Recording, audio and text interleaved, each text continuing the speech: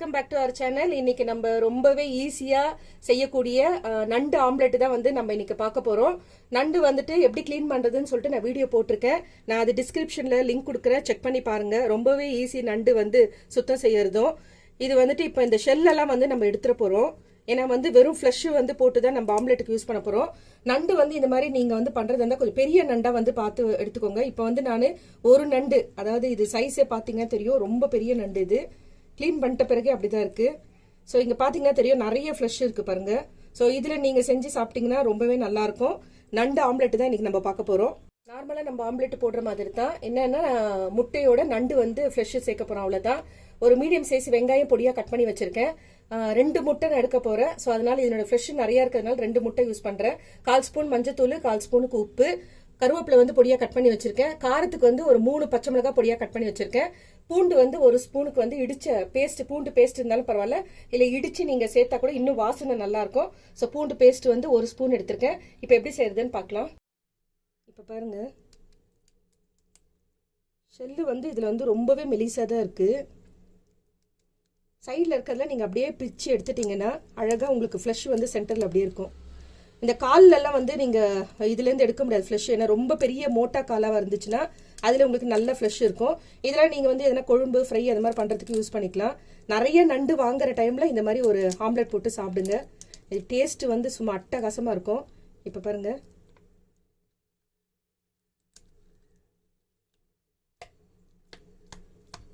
பாருங்க எப்படி சொலையாக வருது பாருங்க.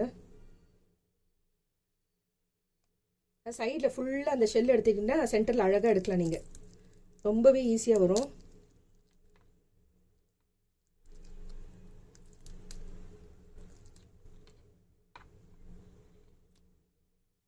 அவ்வளோதான். இது வந்து பாதி நண்டுது,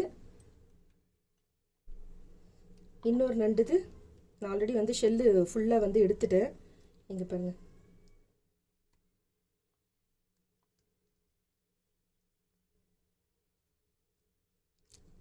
குழந்தைங்களுக்குலாம் கொடுக்கலாம். ஏன்னா இதில் நிறைய வந்து கால்சியம் இருக்கு. ஸோ போனுக்கு வந்து ரொம்பவே வந்து ஸ்ட்ரென்த்து கொடுக்கும் நண்டு வந்து சாப்பிட்றது. நண்டு ரசம், நண்டு சூப்பு, நண்டு வந்து தித்திப்பு, நண்டு ஃப்ரை, இந்த மாதிரி நிறைய வந்து நான் போட்டிருக்கேன். டிஸ்கிரிப்ஷனில் கொடுக்குறேன், அதையும் செக் பண்ணி பாருங்க. ஸோ பாருங்க, இவ்வளோ ஃப்ளஷ் இருக்கு. இப்போ செய்யலாம் வாங்க. ஸ்டவ்வில் வந்து பேன் வச்சிருக்கேன். பேனில் கொஞ்சம் 1 டேபிள் ஸ்பூனுக்கு வந்து எண்ணெய் ஊற்றிருக்கேன். இது வந்து நான் வீடியோவும் போட்டிருக்கேன். இரும்பு கடாய் தான். இரும்பு கடாய் வந்து நல்லா பழகிட்ட பிறகு பாருங்க சூப்பராக இருக்குது. எனக்கு ரொம்ப பிடிக்கும் இந்த கடாயில எல்லாம் செய்யறது. இது வந்து நம்ம வதக்கிட்டு செய்யும் போது டேஸ்ட் வந்து சூப்பராக இருக்கும். உங்களுக்கு ஆப்ஷன் வந்து நீங்கள் அப்படியே வந்துட்டு முட்டை உடச்சி ஊற்றி அந்த ஃப்ரெஷ்ஷை போட்டு செஞ்சிங்கன்னா அந்த ஃப்ரெஷ் வந்து அந்த ஸ்மெல்லு வரும். ஸோ நம்ம வதக்கிட்டு செய்யும் போது டேஸ்ட் உண்மையிலேயே ரொம்ப நல்லாயிருக்கும். ஸோ வெங்காயம் வந்து கொஞ்சம் வதங்கட்டும். வெங்காயம் கொஞ்சம் வதங்கிடுச்சு. நெக்ஸ்ட் பச்சை மிளகாய், கருவேப்பிலை இதோட சேர்த்துடலாம். இது கொஞ்சம் வதங்கட்டும்.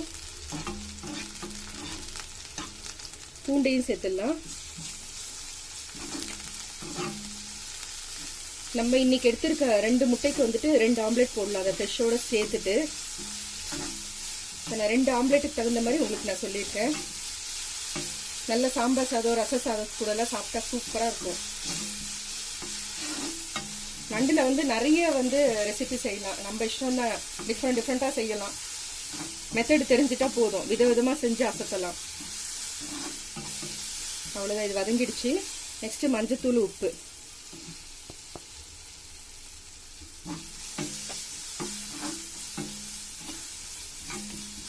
வதக்கிட்ட பிறகு நெக்ஸ்ட் இந்த ஃப்ரெஷ்ஷும் இதோட சேர்த்துடலாம்.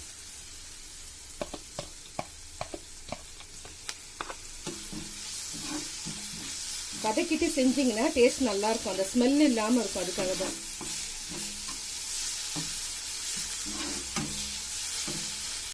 இப்ப பாருங்க நல்லா வதங்கிடுச்சு. உங்களுக்கு பாத்தீங்கன்னா தெரியும் இந்த ஃப்ரெஷ் எல்லாம் எப்படி தெரியுதுன்னு சொல்லிட்டு. இப்ப நம்ம ஸ்டவ் ஆஃப் பண்ணிடலாம். முட்டை வந்து ஒரு கப்பில் உடைச்சு ஊத்திருக்கேன். ஸோ இப்போ நம்ம வதக்குனதை இதோட சேர்த்துடலாம். நீங்க இல்லைன்னா இந்த மசாலா வதக்கிட்டு ஒரு முட்டை, அதாவது நிறைய நீங்க பண்ற ஆம்லெட் வேணும்னா ஒரு முட்டையை உடைச்சு ஊத்திட்டு கொஞ்சம் கொஞ்சமா இந்த மசாலா சேர்த்துட்டு அதை மிக்ஸ் பண்ணி ஒரு ஆம்லெட்டா நீங்க போட்டுக்கலாம். இப்போ 2 செய்யறதுனால நான் வந்துட்டு ஒன்னாவே மிக்ஸ் பண்ணிக்கிறேன். நல்லா கலந்துக்கோங்க. இப்போ பாருங்க, ஒரு கடாய் வச்சிருக்கேன். கொஞ்சமாக எண்ணெய் தேய்ச்சிக்கோங்க. இப்போ பார்த்தீங்கன்னா தெரியும், ஒரு இதுக்கு நான் எடுத்துக்கிறேன். ஒரு கரண்டி ஃபுல்லாக எடுத்துட்டிங்கன்னா ஒரு ஆம்லேட்டுக்கு கரெக்டாக இருக்கும்.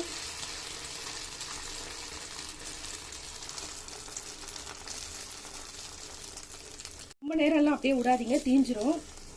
ஸோ இப்போ இந்த மெத்தடு நம்ம வந்து ஆம்லேட் பண்ணியிருக்கோம் இல்லையா, இதையே வந்துட்டு நீங்கள் குழி பணியாரத்துக்கு கூட பண்ணலாம். அவ்வளோதான். ஸ்டவ் ஆஃப் பண்ணிடலாம். ஏன்னா இரும்பு தவான்றதுனால உங்களுக்கு அந்த சூட்லேயும் இதுவாயிடும், இல்லைன்னா தீஞ்ச மாதிரி ஆகிடும். அவ்வளோதான், நம்மளுடைய நண்டு ஆம்லேட் ரெடி. பாருங்க ஃப்ரெண்ட்ஸ், நம்மளுடைய நண்டு ஆம்லேட் ரெடி.